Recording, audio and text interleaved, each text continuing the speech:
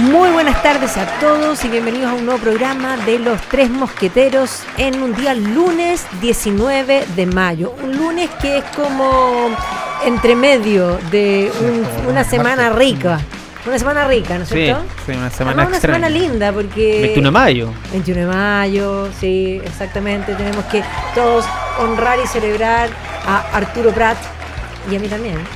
Sí, pues, sí. ¿Lo decimos por qué o no? ¿Para que te manden saludos? Sí, pues. ¿Me das la licencia? Te doy la licencia. Porque... Pero déjame presentarte. Ya. A mi amigo José Ignacio Concha, que está aquí sentado para el otro lado hoy día. Sí, a la derecha. A la derecha, pero a la izquierda de su pantalla. Sí, pero no, obviamente me agrada estar a la derecha de la gente. Muy bien. Obvio.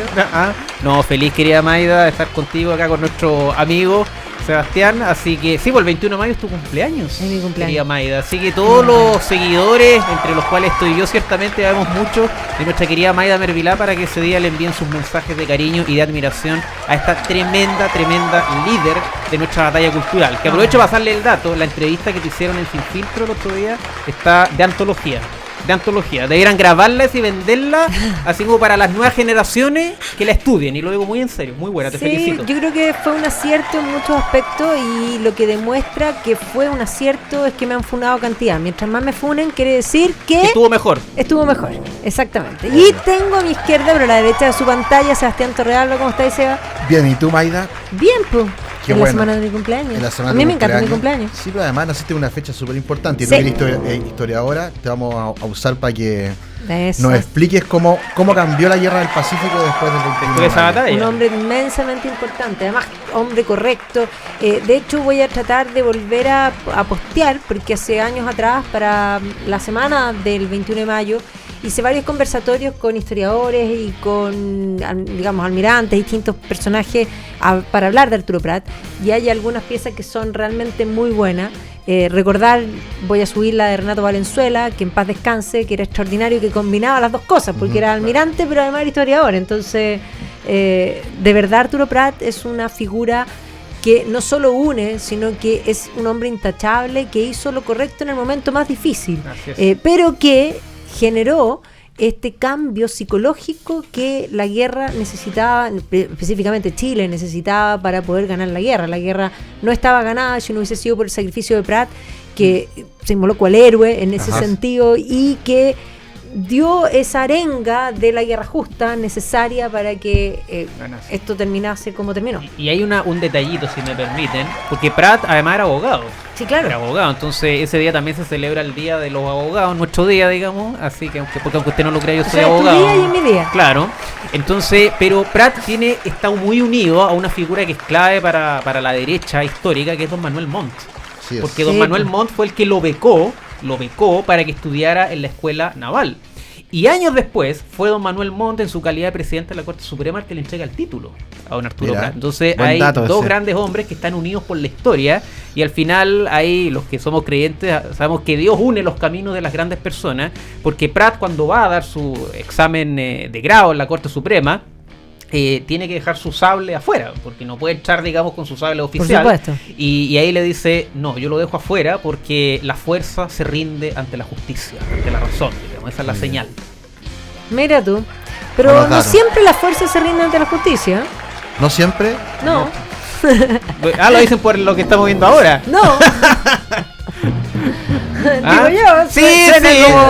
Hay algunos. Hay algo en estos últimos días que parece que no fuera así. Bueno, estamos a modo justicia hoy en particular, primero porque el fin de semana nos enteramos de la remoción, que en realidad muchos quieren no usar la palabra remoción, sino que sacaron, porque había una moción de remoción, y por lo tanto no es esa la que siguió su curso, sino que fue un error en cuanto a las escuchas y la autorización de los jueces en relación a las escuchas con este amparo que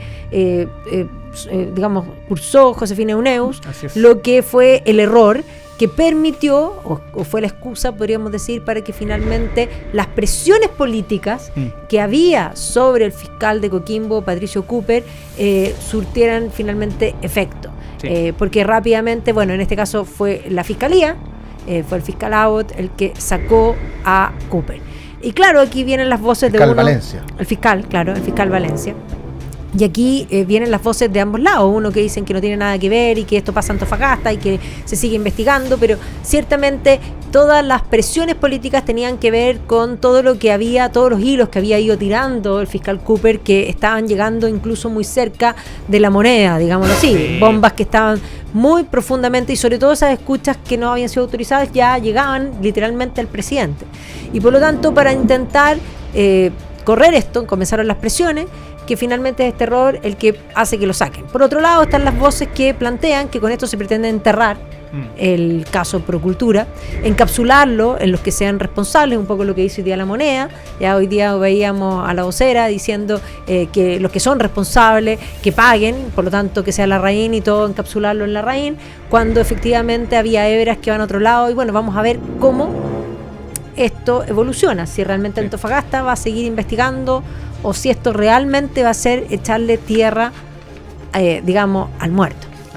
Sí, lamentablemente, Mayda, acá van pasando cosas que pasan en como países bananeros, donde se toman decisiones en base, digamos, a la temperatura de la coyuntura política.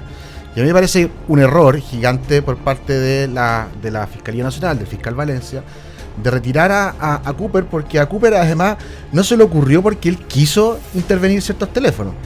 No. Hay razones, tú querido abogado, me lo podéis decir si estoy lo cierto o no, pero él fue a un juez de garantía para pedirle la solicitud, para poder intervenir ciertos teléfonos bajo distintas razones que están basadas en derecho y no basadas en suposiciones, y que por lo tanto llegaron a las investigaciones que estamos conociendo hoy día. Entonces me parece muy complejo que por un lado la justicia avance aceleradamente como le pide la política, y luego cuando avanza aceleradamente resulta que no avanza tan rápido. No, porque no queríamos que usted descubra esto. Lo vamos a destituir. Y parece que lo que está pasando en Procultura, Procultura no solamente es el caso Procultura, esto es un mecanismo. Sí. Es un mecanismo de defraudación al fisco para generar beneficios políticos, y esto lo vamos a seguir viendo no solamente en el caso Procultura, también lo vamos a ver en el Democracia Viva y otras tantas fundaciones que están relacionadas a gobiernos regionales y también al gobierno de la región metropolitana. Y por lo tanto, acá me parece súper peligroso de que la Fiscalía empiece a tomar decisiones con respecto a lo que le dice la coyuntura política. Me parece complejo y que no dista de un país que dice que sus instituciones funcionan.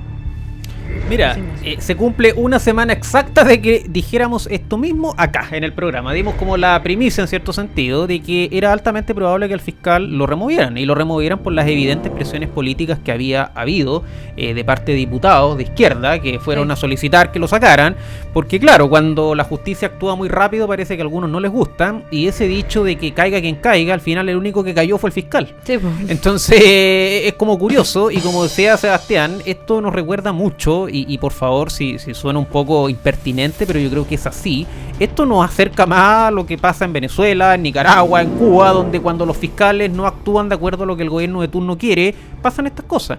Entonces yo creo que esta es una mala señal para la institucionalidad del país. Yo creo que el fiscal nacional actuó muy mal, porque, y además, y aquí entra un aspecto netamente jurídico, esta era la parte política, ahora vemos la hebra jurídica, porque una razón que dieron, algo se colige del comunicado que hace la Fiscalía Nacional, es que él habría incurrido en una ilegalidad al haber interceptado esto, y esto, digamos, esta interceptación del teléfono habría sido ilegal o declarada ilegal por el juez de garantía, en fin. Ya, pero si vamos a juzgar o vamos a remover a los fiscales por todas las gestiones judiciales en las que se equivocan, bueno, entonces yo me pregunto qué hace la fiscal Chong. Porque la fiscal Chong ha perdido juicio tras juicio. El último que perdió, recordemos lo que pasó con el caso Zamora, lo perdió. Condenada más en contra. Claro, estrepitosamente. Entonces, si ella le había ofrecido un juicio además, entonces, si ese es el estándar, que vamos a estar removiendo fiscales cada vez que se equivocan o pierden las gestiones judiciales que solicitan ante los tribunales de justicia, entonces la fiscal Chong debería estar fuera del Ministerio Público hace rato. Entonces eso es lo que uno no entiende. O sea, con la fiscal Chong parece que la manga es muy ancha, y con el fiscal Cooper la mano fue muy dura. Y eso te revela que a veces la justicia, de esto que tiene la espada, la balanza, y que supuestamente es ciega, esa es la imagen de la justicia, esta diosa Dike, esta diosa griega que era la diosa de la justicia, que era una de las virtudes que tenían, y de ahí viene esta idea de la justicia justicia como una virtud también para los griegos. Bueno, esa imagen de la justicia, en Chile el gobierno también se ha encargado de irla horadando, porque hemos visto que la justicia parece que para algunas cosas es ciega, pero para otro se tapa un ojo y el otro lo tiene bastante abierto. Sí, y eso es grave. Sí, y desde ya se hace la sorda. O sea, hace ratito.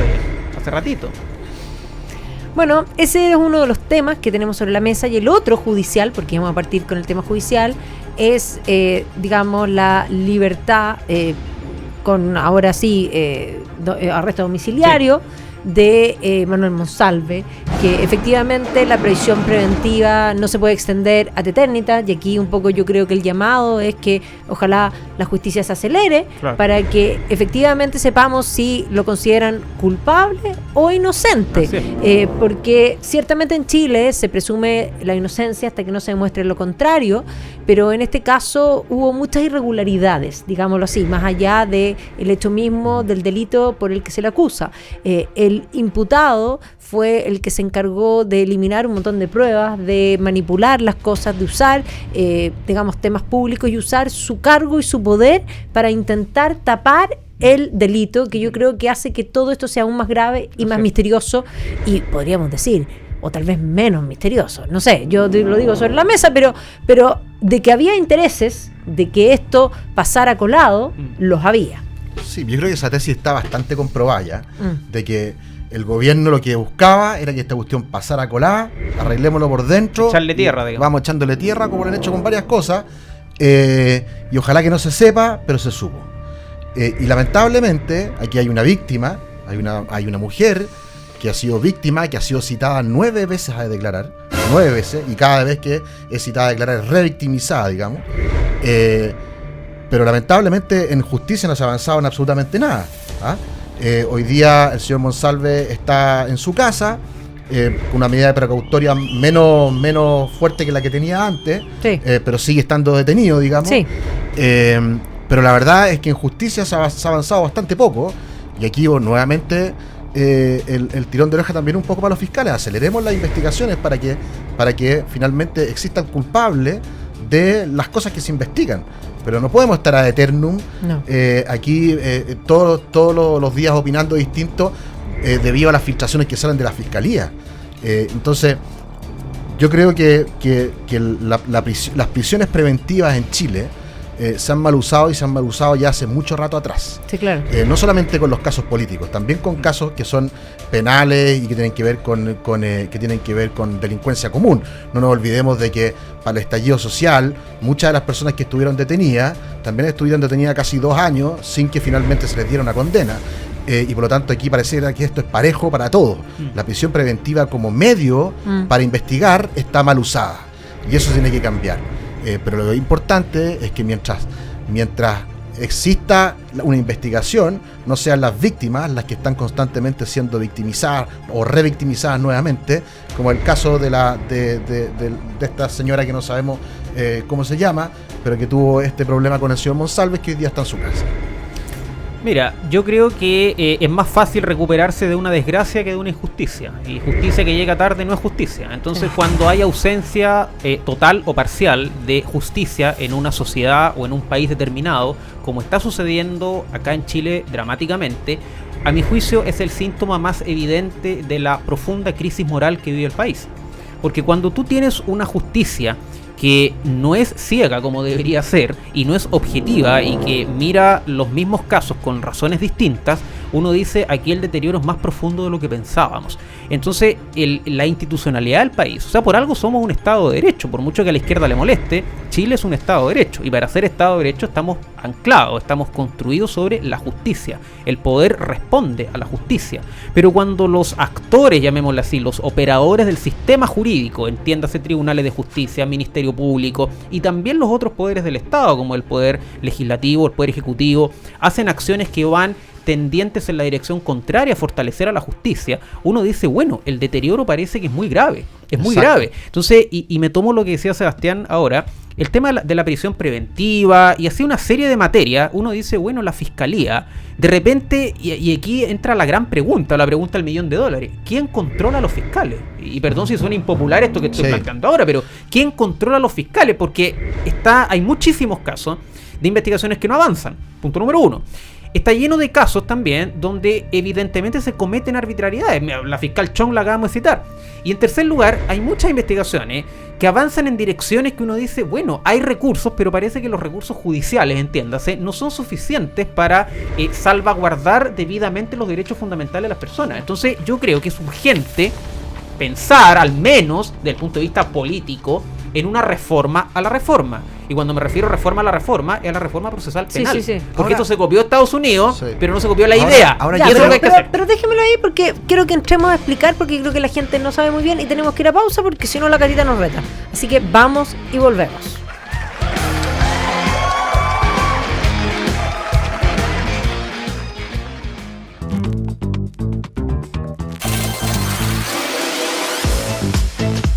LATAM Win, el mejor sitio de apuestas online que paga al toque, con una excelente atención y una experiencia de jugar como si realmente estuviera en el casino. Ponte zorro y recibe 5,000 pesos de bono sin depósito. Regístrate y gana. LATAM Win, ¿sabes?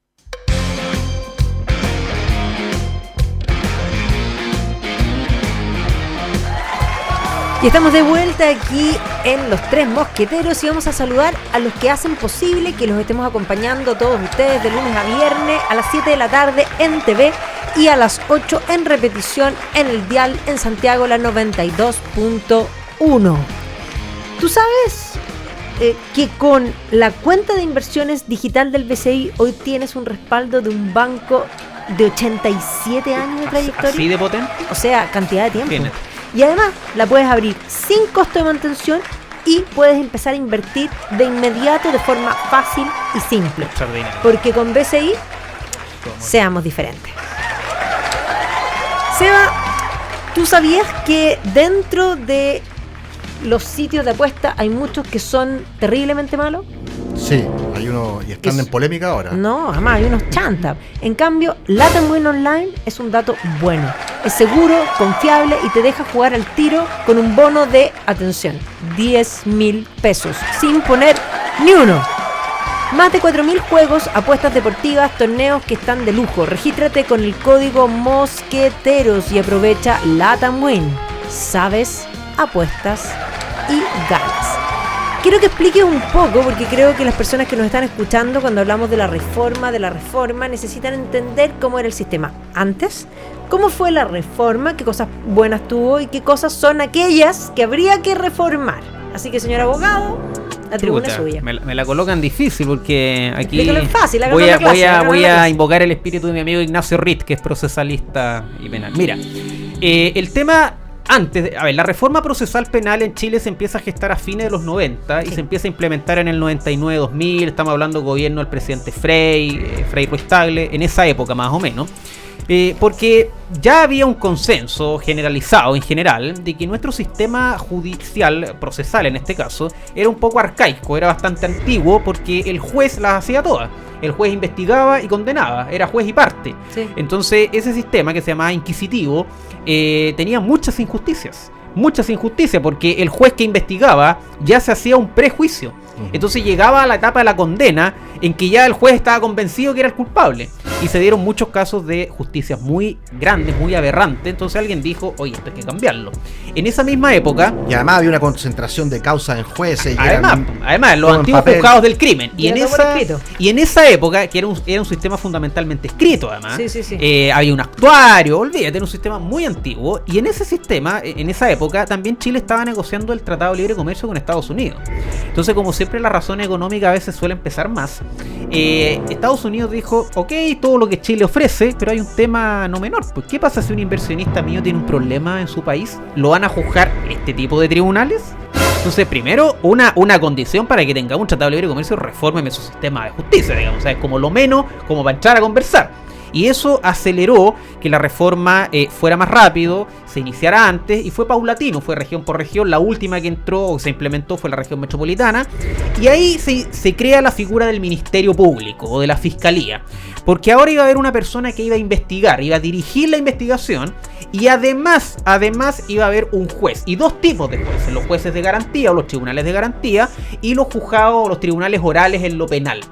Entonces que se iban a distinguir en razón de las materias que iban a analizar cada uno. Con defensores públicos. Claro, lo menos grave lo iban a los jueces de garantía, o cuando hay autorización para temas de derechos fundamentales, y el tribunal oral en lo penal ya veía el juicio penal propiamente tal. En esto se copia un poco el sistema que tiene Estados Unidos. Y digo se copia un poco, porque como dice Coco Legrand, se copia la forma, pero no se copia la motivación que llevó a eso. Porque en Estados Unidos efectivamente hay un sistema parecido al nuestro, pero allá las penas penales son mucho más altas. O sea, hay pena capital, partamos de ahí.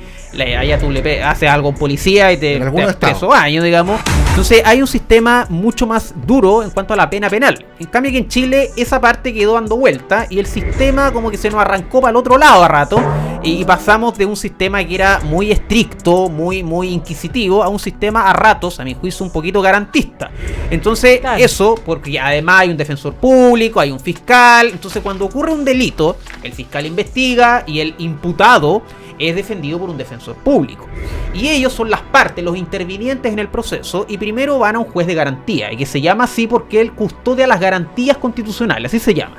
Entonces, él autoriza, por ejemplo, cuando yo quiero interceptarle el teléfono a una persona, el fiscal le tiene que pedir permiso al juez de garantía.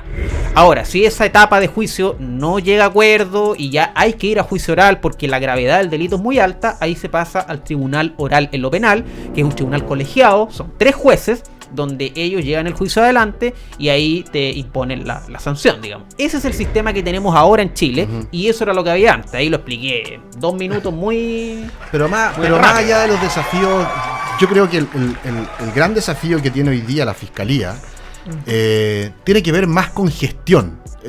Digamos, gestión administrativa, gestión comercial, digamos, si claro, lo podemos llamar de una forma para que se entienda que tiene que ser más ejecutivo, digamos.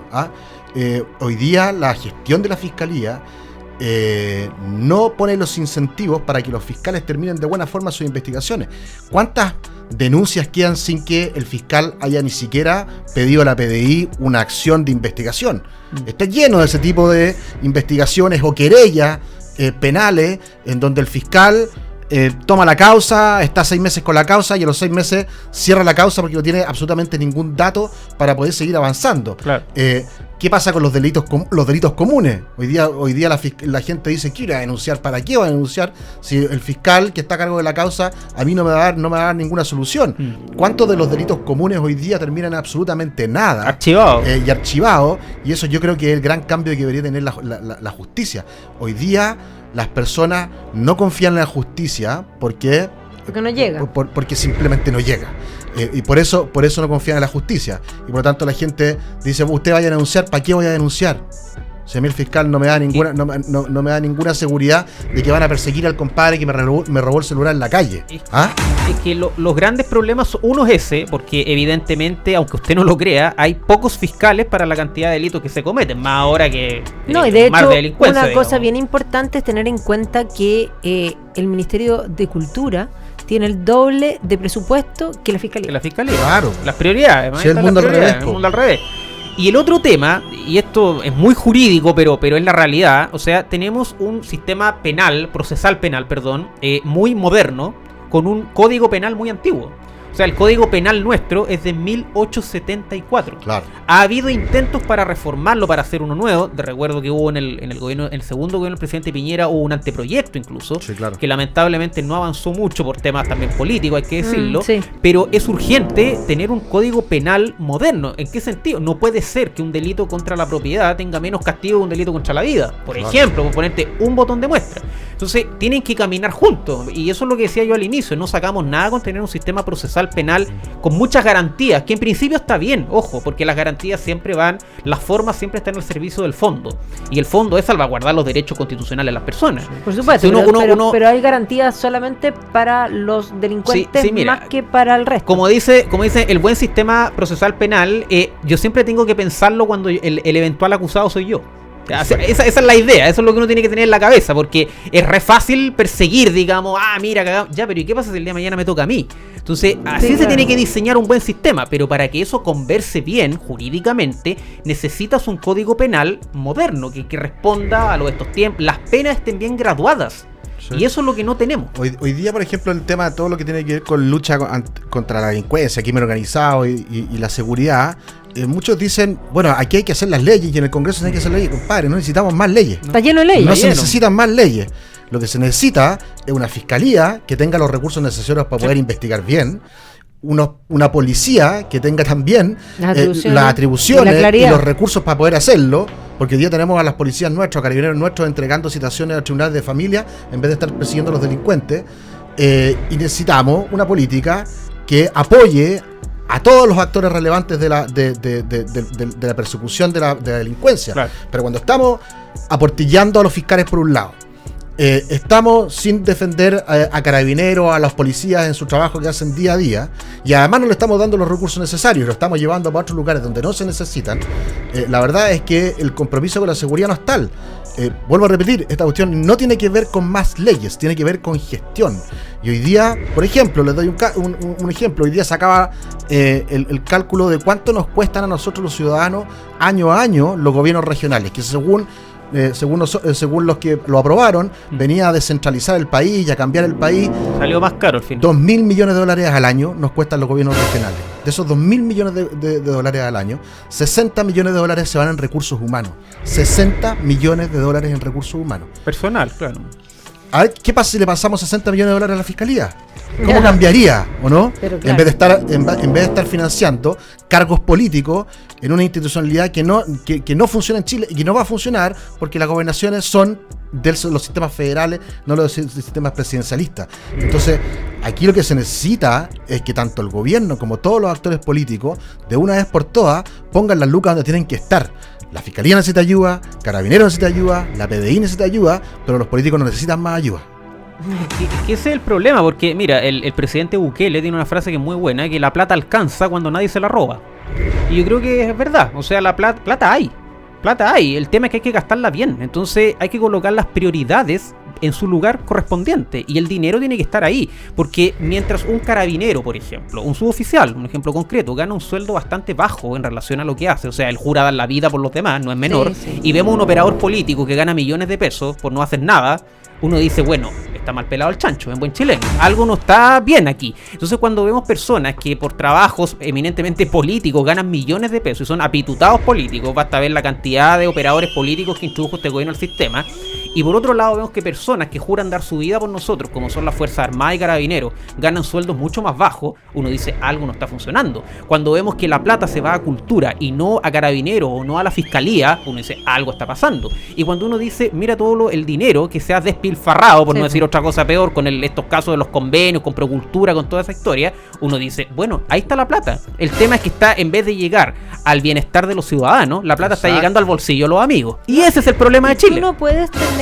una estructura de gasto en el que el 70% del gasto, digamos, de la recaudación de impuestos se vaya a pagar sueldos. No, porque no resiste el sistema. No resiste, pero además no está claro que no están las prioridades claras, porque tú no puedes tener ese gasto en ese porcentaje cuando tienes los hospitales sin insumos y cuando tienes las listas de esperas que tiene. Entonces, básicamente, aquí hay una cosa que está rara, al menos, porque en este gobierno, 3 años que ya se llevan, en este cuarto, se han contratado 100.000 nuevos empleados. Entonces, si tú le ponís a una media de 5 millones al mes, llegáis a una turrada de plata. Sí. Y la gran pregunta es si esos 100.000 funcionarios a usted en su vida le cambió algo, porque claro, si fueran 100.000 contratados y estuvieran contratados en los servicios de salud y se hubiesen terminado las listas de espera, claro, bueno, nosotros diríamos, bueno, aplaudimos, se justifican.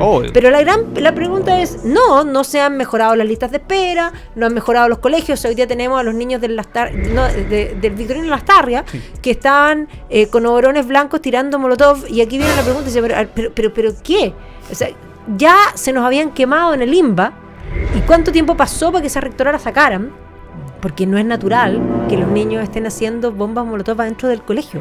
Efectivamente, los colegios están penetrados por unos matones que le impiden a la mayoría de los niños que quieren estudiar, que estudien. Entonces, tampoco hemos podido controlar ni el orden público ni en los colegios, y menos, digamos, extrapolable al resto. O sea, porque por último tú decías 100.000 nuevos contratados, pero la seguridad está filete. No, pues 100.000 nuevos contratados que nos expliquen quiénes son y qué rol están haciendo, porque no se nota nada. Por eso es importante, por ejemplo, algo que presentó la candidata Evelyn Matei hoy día. Hoy día presentó a su equipo económico, que es un tremendo equipo económico, pero una de las propuestas de ella es construir presupuestos en base cero.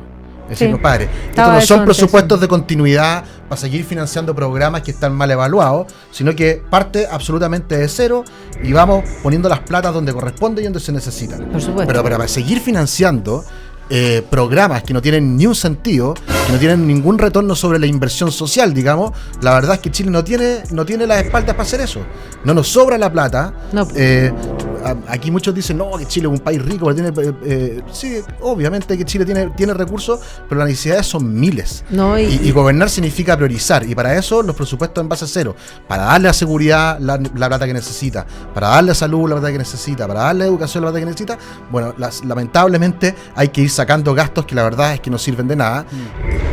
Por ejemplo, los gobiernos regionales, y aquí la gente de regiones me va a matar, pero por ejemplo, los gobiernos regionales donde se gastan 2.000 millones de dólares al año, donde no le cambiamos la vida a las personas. Es que hay un tema, porque al final uno dice, mira, si la plata hay que usarla bien, los recursos hay que usarlos bien, si eso y aquí hay que, debemos recuperar el sentido de la libertad, y eso va muy asociado al buen uso de los recursos públicos, porque a mí a veces me asombra, ya no tanto, desgraciadamente, pero me asombra la liviandad con que la izquierda usa los recursos ajenos.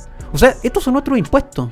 Son nuestros impuestos, no es plata de ellos. Esta plata que está involucrada en el caso de convenios, Procultura, son nuestros impuestos. Entonces la izquierda es mandada a hacer para hacer lo que quiere. Claro, es mandada a hacer para hacer lo que quiere con la plata de los demás. Entonces la plata de los demás juega con eso, se meten con la plata de los demás, quieren levantar el secreto bancario.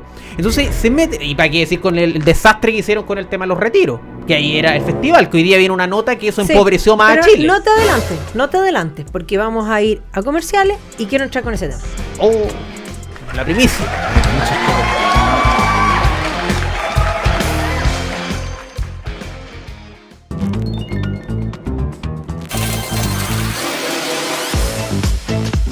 LATAM Win, el mejor sitio de apuestas online que paga al toque, con una excelente atención y una experiencia de jugar como si realmente estuviera en el casino. Ponte zorro y recibe 5.000 pesos de bono sin depósito. Regístrate y gana. LATAM Win, ¿sabes? LATAM Win, el mejor sitio de apuestas online que paga al toque, con una excelente atención y una experiencia de jugar como si realmente estuviera en el casino. Ponte zorro y recibe 5.000 pesos de bono sin depósito. Regístrate y gana. LATAM Win, ¿sabes?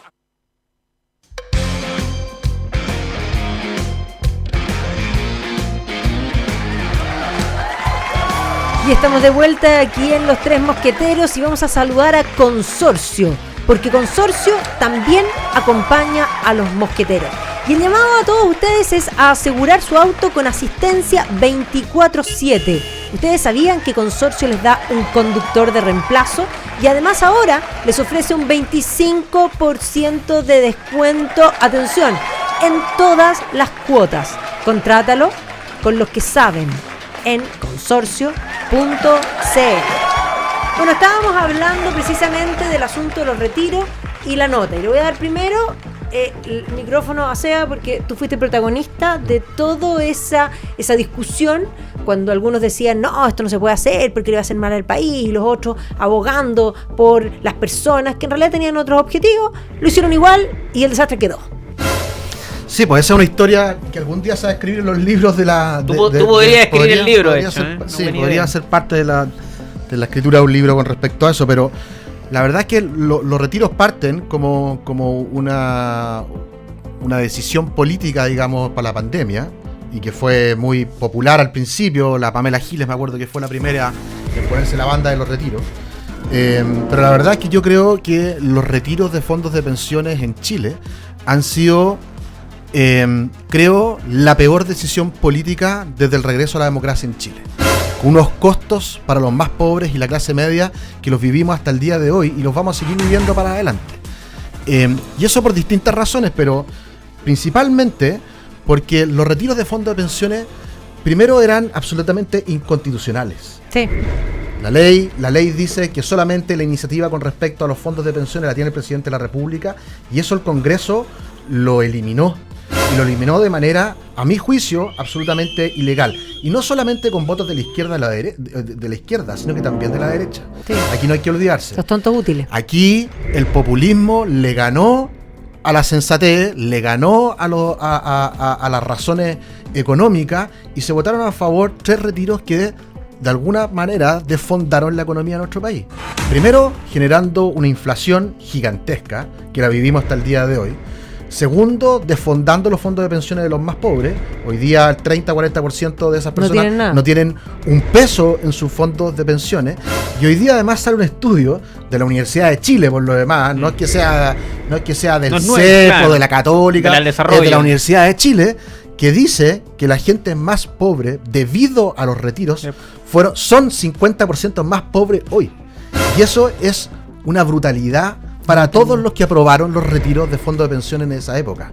Y yo lo puse en un Twitter en mi cuenta. Hoy día no me canso en decirle a todos aquellos que votaron a favor de los retiros de pensiones que son unos irresponsables. Y son irresponsables, ¿por qué? Porque la evidencia estaba en la mano. Se los dijeron. Pero era generar inflación. Los fondos de pensiones se iban a desfondar, el mercado de capitales iba... Y eso iba a implicar que a los créditos a ustedes le iban a subir, y por eso hoy día no puede ser propietario. Exactamente. Los créditos hipotecarios pasaron de 1.9 a 2.5. Hoy día tener una casa propia es un sueño que nadie puede cumplir. Y por lo tanto, no me canso de decir hoy día a todos aquellos que nos trataron a nosotros de inhumanos, tecnócratas, y que además defendíamos los intereses de la AFP, que son unos irresponsables y que hicieron más pobres a los más pobres, y a la clase media le quitaron el sueño de la casa propia.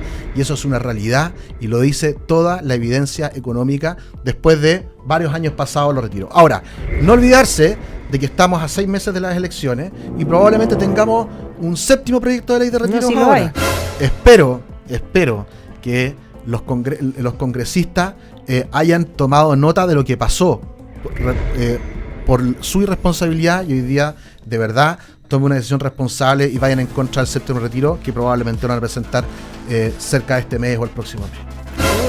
Mira, yo creo que el problema obviamente económico, pero es profundamente político, porque hubo personas, parlamentarios en este caso, dispuestos a hacer lo que era conveniente a sus intereses en vez de hacer lo que era correcto para el país. Ese fue el problema de fondo. Entonces, cuando y yo siempre digo lo mismo, al final, si estamos en política, no es para decir lo que algunos quieren escuchar, es para decir lo que las personas necesitan saber. Y en ese momento lo que necesitaban saber eran los problemas y los efectos catastróficos que esto iba a generar. O sea, la inflación está directamente asociada a esto, digamos, evidente. Lo dijo Marcel, presidente del Banco Central. En ese entonces, presidente del Banco Central. Y todos le dijeron, no, usted está loco. Después lo nombraron ministro de Hacienda. Entonces yo creo que tampoco hay que ser doctor en economía en Harvard para darse cuenta de los efectos nocivos que esto iba a tener. Bastaba saber sumar. Bueno, eso en el gobierno sé que es difícil, pero igual había que saber sumar para darse cuenta de los problemas que esto iba a tener. Entonces, a lo mejor tenía que calcular la directora. Claro, a lo mejor lo calculó la directora de presupuesto y estuvo el drama. Entonces yo creo que los retiros evidentemente eran una política populista, eran lo más parecido, alguien, no recuerdo quién lo dijo, eran lo más parecido a un cohecho institucional. Era comprar votos en el fondo, pero con tu propia plata. Sí. Entonces al final fue una política nefasta, tú lo graficaste muy bien, es una de las peores políticas que hemos tenido desde el 90 a la fecha, pero además los efectos de eso se siguen cosechando, porque y esos efectos nos van a perseguir por mucho tiempo más. Y ahí viene la gran pregunta, bueno, ¿quién se hace responsable? Porque nos estamos acostumbrados, y con esto cierro, que en Chile se toman malas decisiones, se ejecutan malas políticas públicas, se hacen malas cosas, pero nadie asume la responsabilidad. Ese es el problema. Pero además hay otro punto, que bien tú planteaste el punto económico, el punto político de la contingencia misma, de la discusión, pero hay otro punto que es un punto político más macro, que es en el fondo la señal que tú das como país. Porque si hace 10 años atrás alguien me hubiese preguntado a mí, mira, vamos a hacer unos retiros en Chile de los fondos de pensiones, yo le habría dicho, en Chile eso no pasa porque Chile es un país serio. Y lo que pasó fue insólito, impresentable, tuvo ese componente político, pero la señal al mundo es Chile no es serio. Exacto. Y como Chile no es serio, habría que ser imbécil para venir a invertir en Chile. ¿Por qué van a invertir en Chile si esta gente se pitea sus propios ahorros? Y sabéis que, Maida, que que cuando se presentó el primer retiro de fondo de pensiones, yo dije, esta cuestión no va a pasar. Yo era jefe de bancada en esa época de Renovación Nacional, que era la bancada más grande del Congreso. Y dije, esta cuestión no va a pasar, porque en Chile las instituciones funcionan. Sí. Y resulta que empieza a avanzar la discusión y la presión, y lo primero que pasó fue declarar a este proyecto como constitucional. Y eso fue bien increíble, porque tú que querías abogado, la Constitución es expresa. Sí, clarita. Con respecto a los temas de pensión. Pero ya teníamos... Es expresa. Pero ya teníamos un precedente con la reforma del capítulo 15. Exactamente. Pero eso pasó y yo dije, chuta, aquí cambió la cuestión. Pasaron como constitucional algo que es inconstitucional, de hecho se fue al Tribunal Constitucional y todo. Y dijimos, bueno, aquí cambió la mano. Sí, y dije, bueno, pasó esto, pero no se va a aprobar el proyecto de ley. Se aprobó 133 votos a favor. O sea, más de 2/3 de la Cámara de Diputados, en la época que los 2/3 era el quórum más alto, digamos. Claro. Y la verdad es que yo dije, aquí estamos mal. Porque finalmente, y no voy a dar los nombres, pero yo tuve conversaciones con parlamentarios que me decían, compadre, ¿cómo voy a votar esta cuestión yo esto en contra? Pierdo mi elección. Dije, pero compadre, si lo que tenés que hacer tú es votar en contra, obvio. Es lo correcto. Tú no podís votar para asegurarte tu elección. Bueno, y eso es lo que hicieron bastantes parlamentarios que además por hoy día son candidatos presidenciales. El señor Vinter lo votó a favor. Obvio. Bueno, hoy día tenemos un presidente Boric además que los votó todos a favor. No. ¿Quién más? Y que después dijo Muñoz, que estaba equivocado, dijo, porque el presidente dijo en relación a los retiros, primero, y se dio vuelta, porque terminó diciendo que dicen que esto es hambre comida para hoy y hambre para mañana. Y después cuando volvieron a hablar, ya era presidente de los retiros, dijo, no vamos a aprobar más retiros porque esto es pan para hoy y hambre para mañana. Realmente era súper surrealista ese momento en la Cámara de Diputados, porque teníamos una presión gigante, estaba una pandemia que no sabíamos cuándo iba a terminar, ni tampoco sabíamos cómo empezó, pero las presiones por aprobar esto eran gigantescas, y de los propios, que estábamos en contra. Sí. A veces la peor oposición viene de los tuyos, como dice el dicho. Fue realmente increíble. Pero mira, yo además de felicitarte públicamente, Sebastián, porque había que ser muy valiente para tomar esa decisión en ese momento, sabiendo que eso te podía costar votos o eventualmente una reelección. Entonces yo aprovecho a felicitarte, porque esa valentía ojalá la hubieran tenido muchos más, porque así se construye país, haciendo lo que es correcto, no lo que es popular. Dicho eso, yo creo que más que retirar los fondos de las pensiones a las personas, lo que Chile necesita urgentemente es retirar la mala política, las malas prácticas. Y entre esas malas prácticas está este populismo demagógico barato, en que algunas personas sirven sus propios intereses, pero no el bien del país. Porque yo recuerdo que en esa época, el propio presidente de la República pidió que no lo votaran a favor. Exacto. Y los parlamentarios de la época lo votaron a favor, incluso yendo contra lo que el presidente de la República les pide. Entonces, cuando pasa eso, tú dices, o sea, a ver, si no eres leal con tu propio gobierno, o sea, por favor, ¿de qué estamos hablando? Pero si ellos son leales con ellos mismos, ¿no? Y otra cosa que tiene que ver con los medios de comunicación, que también jugaron un rol súper importante para que esto pasara. Sí, los matinales sobre todo. Los matinales, todos los canales de televisión, lo menos que te decían es que eras inhumano. Y después de ahí para arriba, lo menos que te decían. Y después los propios te decían, no, ahí lo que pasa es que tú no tenés calle. Tú no sabés lo que pasa en la calle. Y así, compadre, yo recorro mi distrito completo, estoy en la calle constantemente, pero sé perfectamente, porque no lo digo yo, compadre, lo dice la teoría, y la teoría económica se expresa después en realidad, de que esto va a generar una explosión de inflación en Chile, y eso fue lo que pasó. Y que esto le va a hacer mal, entonces, y que la inflación finalmente es un impuesto, como tantas cosas, pero el impuesto es lo más pobre. Exactamente, entonces... O sea, cuando en el fondo el gobierno tiene que financiar sus gastos y los financia a través de inflación. Yo le enseño a alumnos en la universidad. Tener calle no tiene que ver con tu origen, no tiene que ver de dónde vienes. Tener calle es saber lo que está pasando en el territorio. Pero para solucionar las cosas que necesita la gente, tú necesitas tener al menos una idea, compadre, de cómo solucionar los problemas, algo de teoría, pero no podías andar con un megáfono diciendo lo más popular para las personas para solucionar los problemas de los países. Los países se hunden cuando creen que lo más importante es tener calle y no tener técnica. Las dos cosas hay que mezclarlas para la política, porque si no, las decisiones que se toman son siempre malas. Y fue lo que pasó con los retiros. Mucha calle, pero resulta que la inflación y resulta que los créditos hipotecarios se los comieron los más pobres y se los comió la clase media. Pero mira, en esa, y esto creo que aplica porque estábamos con la pandemia, cuando alguien está resfriado, una persona está resfriada, en este caso el país está resfriado, tú no le das un caramelo, no le das un dulce, le das un jarabe para la tos, que puede ser malo, amargo, no te lo quieres tomar, pero hay que tomárselo porque esa es la verdadera medicina. Entonces eso era lo que pasó aquí. Aquí la verdadera medicina era decir no, porque esto va a generar efectos catastróficos. Pero algunos prefirieron el caramelo, porque el caramelo es más fácil de adquirir, es más rápido de consumir y gusta más. Sí, es más agradable. Pero te pica los dientes. Te trae caries. En cambio el jarabe para la tos a lo mejor cuesta tomarlo, pero a la larga es la verdadera cura. Mire qué bonita metáfora. Sí, que te salió lindo. Bueno, solo terminar con la Academ y plantear que se acercaron, digamos, los punteros. Podríamos decir esto así como si esto fuera una carrera de caballo, le salieron por los palos, ¿no es cierto? Y efectivamente tanto Matei como José Antonio Kast están marcando ambos 17 puntos, seguidos por Carolina Toá con 10 puntos y en retroceso atrás Johannes Kaiser con Gonzalo Winter, ambos marcando 5 puntos. Franco Parisi 3.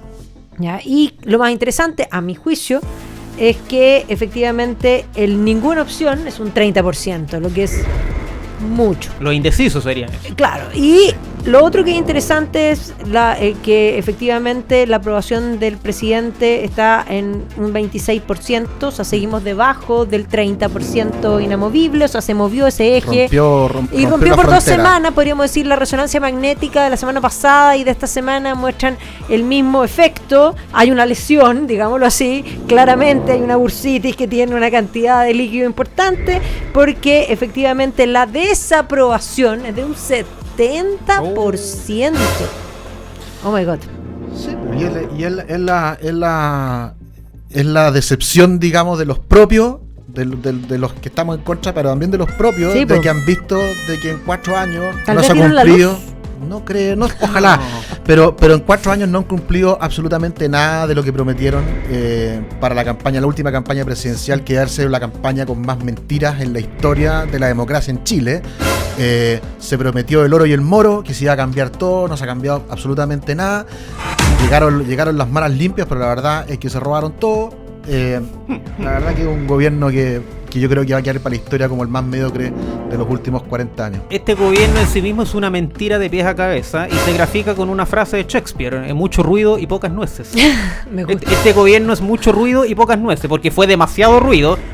Partieron saltándose los torniquetes del metro, después se saltaron la Constitución y se saltan las leyes, y resulta que de resultados absolutamente nada, porque ahora que viene la cuenta pública, que es cuento público para este gobierno, vamos a ver con qué mentiras nos salen, porque al final, si uno analiza, este gobierno no ha hecho absolutamente nada para beneficio del país. Oye, un anuncio súper importante y que me da mucha alegría.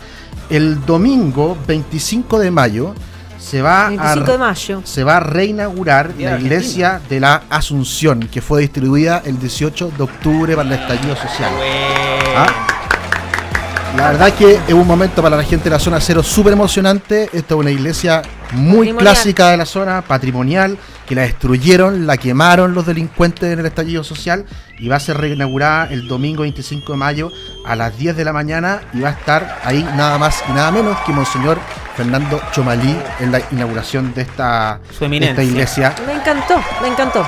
Bueno, despedirme de ustedes, despedirnos aquí de José Ignacio, de Sebastián, y los estaremos acompañando mañana. Probablemente mañana no voy a estar con ustedes, el 21 por supuesto que no voy a estar con ustedes, porque aparte de ser feriado mi cumpleaños, y después espero los saludos de todos ustedes. Muchos cariños y que estén muy bien. Chao, gracias.